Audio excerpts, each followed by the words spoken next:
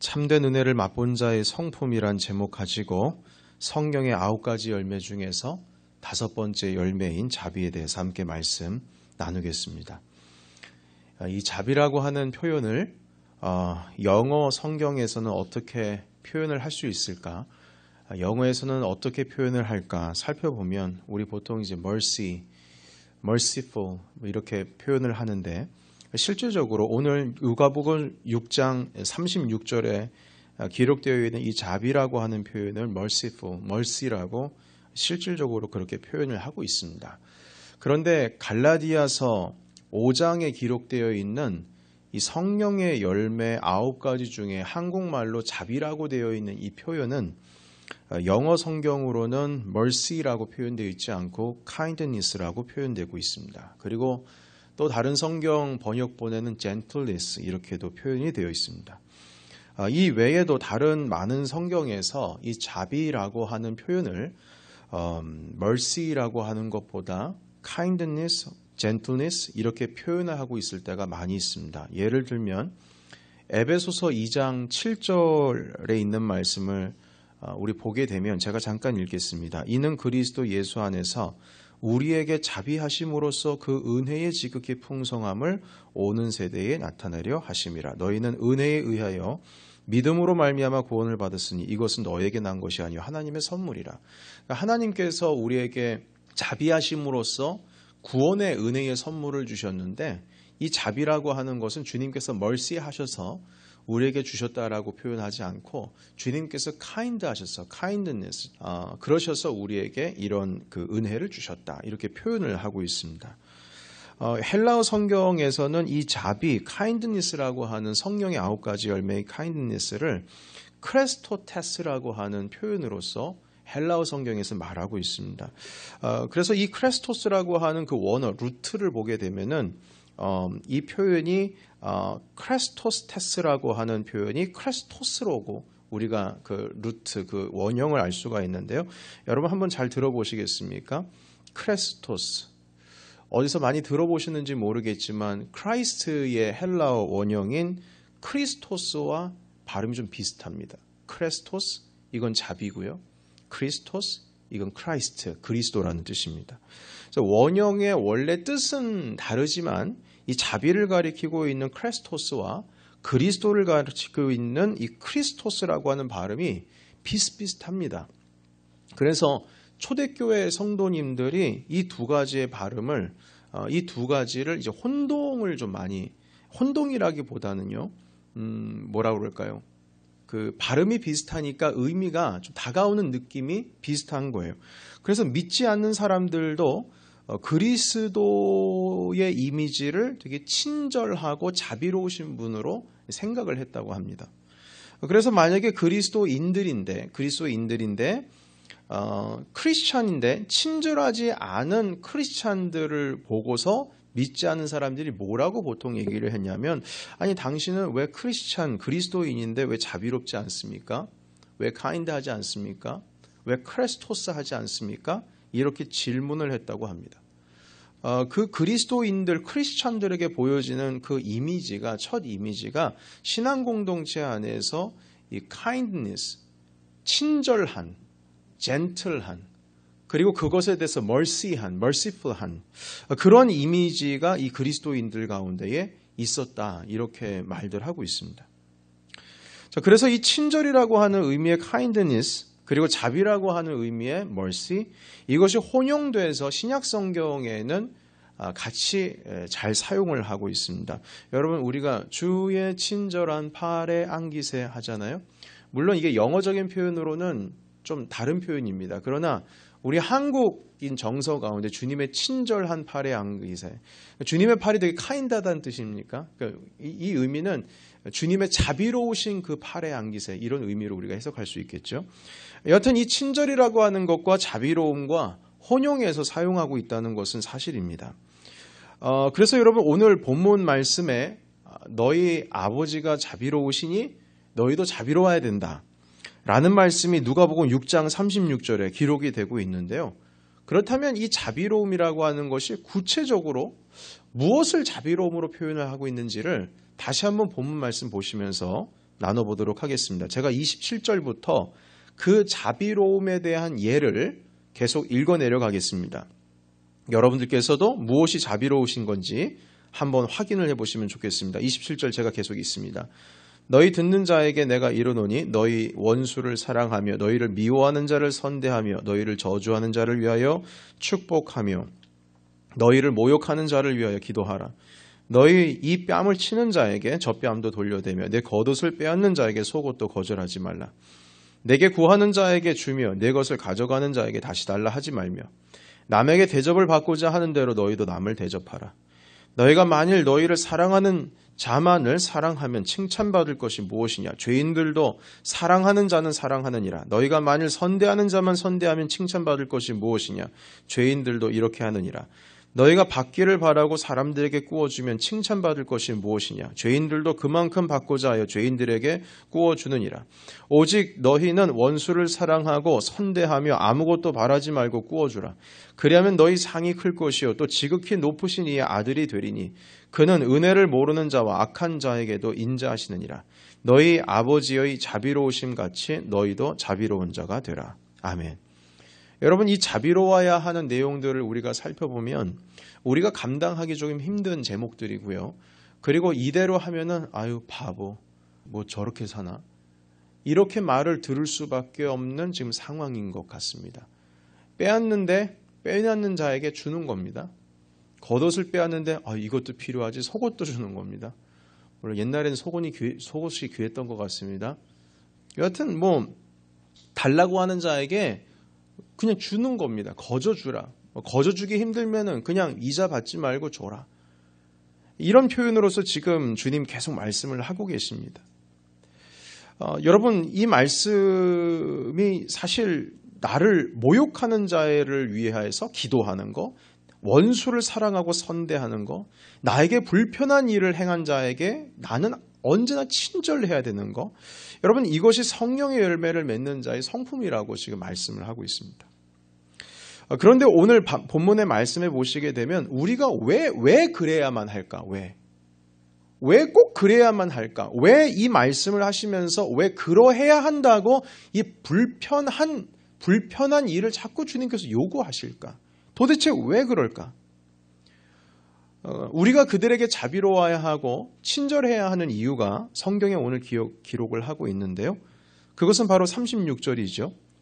하나님 아버지가 너의 하나님 아버지께서 너희들을 향하여 우리들을 향하여서 자비로우셨기 때문에 우리도 자비로워야 된다. 이것이 이유다. 이렇게 말씀하십니다. 36절 너희 아버지의 자비로우심과 같이 너희도 자비로운 자가 되라. 여러분 성경에서는 이와 비슷한 원리의 말씀들이 많이 있습니다. 그러니까 너희 아버지가 하나님 아버지가 그러시니까 너도 꼭 그래야 된다.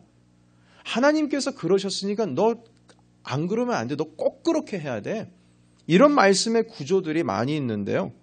여러분 한번 성경 세 가지만 좀 찾아보겠습니다. 골로새서 3장 13절 말씀 찾아보겠습니다. 같이 한번 읽어볼까요? 자, 시작. 누가 누구에게 불만이 있거든 서로 용납하여 피차 용서하되 주께서 너희를 용서하신 것 같이 너희도 그러하고. 주님께서 그러셨으니까 너도 그렇게 해라. 한 가지만 더 보겠습니다. 신명기 24장 18절입니다. 제가 쭉 읽어내려 가보겠습니다. 신명기 Deuteronomy 24장 18절 너는 애굽에서 종되었던 일과 내 하나님 여호와께서 너를 거기서 속량하신 것을 기억하라. 이러므로 내가 네게 이 일을 행하라 명하노라.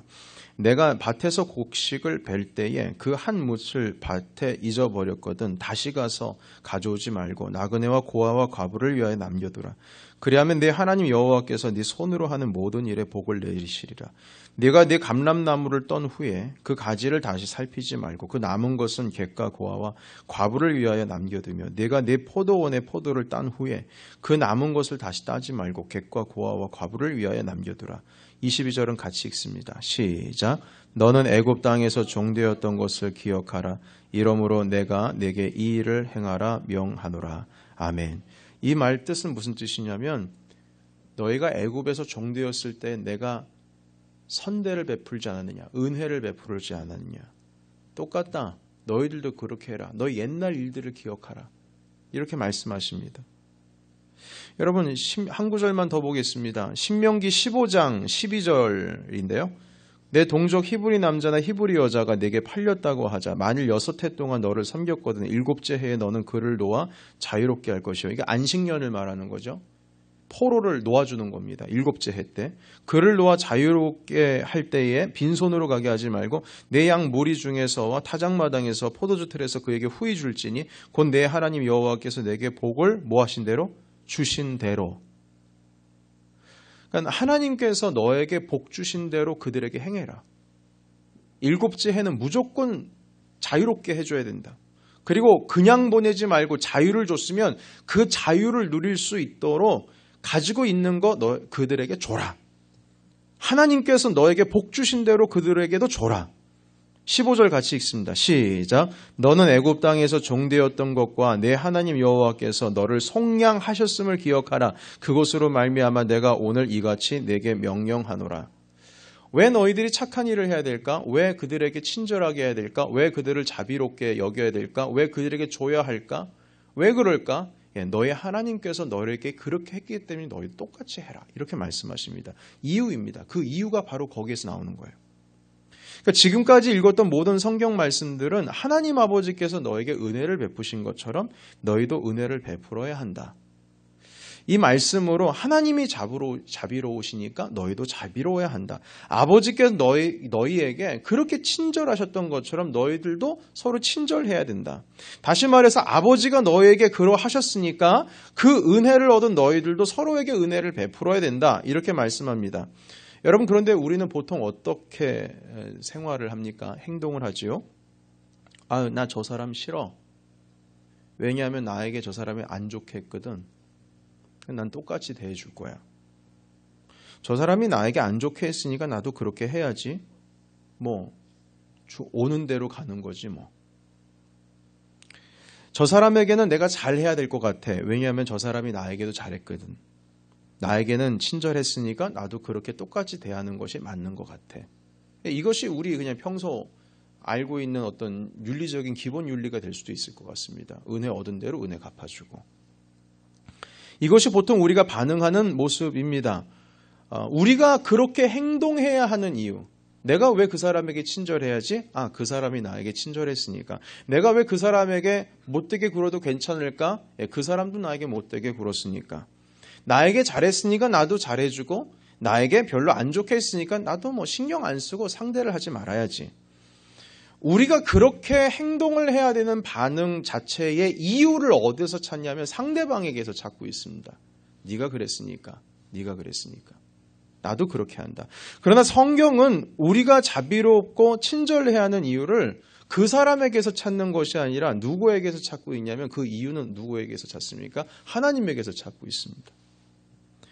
나는 저 사람 싫어. 나에게 나쁘게 했으니까 그래서 나도 똑같이 할 거야. 이게 아니고요. 이건 그 사람에게서 이유를 찾는 거죠. 그러나 하나님께 이유를 찾으면 이렇게 변합니다. 하나님께서 나 같은 자에게도 자비로우셨으니까 나도 그 자에게 자비로워야지. 이렇게 변하는 겁니다. 내가 그렇게 행동해야 하는 이유를 그 사람에게서 찾는 것이 아니고 바로 위에 계신 하나님 아버지에게서 찾는 거죠. 성경은 어떤 사람을 바라볼 때에 그 사람의 인격, 그 사람의 모양, 그 사람의 태도, 그 사람의 됨됨이를 보고 행동해도 된다. 그 사람의 됨됨이를 보고 그것에 따라서 반응을 해라. 이렇게 말씀하시지 아니하시고 하나님께서 우리에게 행하신 것을 보고 하나님이 행하신 것을 보고 그대로 그 사람, 상대방에게 그대로 행하라고 말씀하십니다. 그 사람을 보고 행동하는 것이 아니라 하나님 보는 거죠. 하나님께서도 답이 없는 우리 인생들에게 행하신 그 일을 보고 하나님께서 우리에게 행하셨던 것처럼 그대로 똑같이 하라는 겁니다. 원수를 대하는 방식도 마찬가지죠. 당연히 그 사람의 됨됨이야 나에게 행했던 것을 보게 되면 나의 행동이 친절할 수가 없죠. 멀시할 수 없습니다. 자비로울 수 없습니다. 그러나 그 원수를 보는 태도는 그 원수의 됨됨이를 보는 것이 아니라 그리스도인들은 그 시선을 상대방에게서 보는 것이 아니라 하나님께로 시선을 돌리죠. 하나님께서 나 같은 자에게, 벌레만도 못한 자에게, 나같이 답이 없는 사람에게 구원을 베풀어 주시고 은혜를 주신 그 친절함, 그 자비로우심을 보고 그대로 우리도 하라는 겁니다. 원수에게 초점 맞추는 것이 아니고 시선이 하나님께 맞추라는 것이죠. 하나님께서 여러분들에게, 우리들에게 행하신 것과 같이 똑같이만 행하면 되는 겁니다. 그것이 원수를 향한 내가 싫어하고 멀리하고 싶은 사람에게 대한 우리의 그리스도인들의 태도입니다. 저는 한동안 이런 생각을 가끔 한 적이 있습니다. 미국에서 차를 타고 가다가 좀 트래픽이 심하게 걸릴 때가 있지 않습니까? 그러면 어디선가 깡통과 이 종이 박스에다가 나는 집이 없습니다. 몇 푼만 주십시오. 물론 영어로 썼죠. 한글로 쓰지 않고. 그렇게 해가지고 구걸하는 사람들을 만납니다. 그런데 제가 그분들을 볼 때마다 느끼는 건요, 그분들이 너무 멀쩡하시다는 거예요. 건강해 보인다라는 겁니다. 심지어 저보다 건강해 보여요. 일을 조금이라도 하면 이렇게 구걸할 필요가 없는데, 이렇게 뜨거운 땡볕 아래서 이렇게 더운데 고생하면서 구걸할 자빠야 차라리 일을 하는 게 낫지 않을까? 이런 생각을 많이 해봤습니다. 그래서 그분들은 불쌍한 사람들이 아니라 이거 정신 차려야 될 사람이다, 이렇게 생각을 했죠. 너무 뻔뻔해 보이는 겁니다. 그래도 한국에선 조금은 다르거든요. 지하철에서 구걸하시는 분들 보면 다리라도 좀 절고 계시고, 눈도 안 보이시고, 그리고 물론 그분들 중에서는 또 거짓말 하시는 분들도 계세요. 안 보이는 게 아니라 보이는데도 거짓말 하시는 분들도 있으십니다만. 그리고 또 심지어는 한국에서는 범죄 중에 하나가 이제 아이들을 모아가지고 앵벌이 시키는 범죄도 있거든요. 물론 뉴욕에서 어거스트 러시라고 하는 영화를 보시게 되면 뉴욕의 맨하탄에 앵벌이 하는 아이들, 고아들 모아놓고 하는 그런 범죄 조직들도 있다는 것을 제가 본 적이 있지만 말입니다.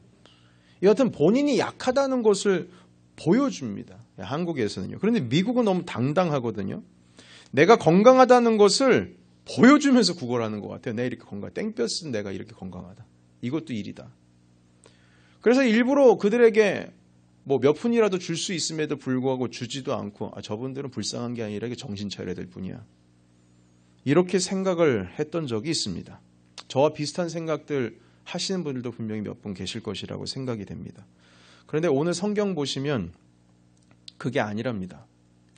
자비로움 그리고 친절해야 하는 이유는 그 사람의 됨됨이 그리고 그 사람의 자격 때문에 자비롭거나 친절해야 한다고 말씀하지 않으시고, 그러니까 그 사람에게서 이유를 찾는 것이 아니라 아까도 말씀을 드렸듯이 아버지에게서 이유를 찾고 있습니다.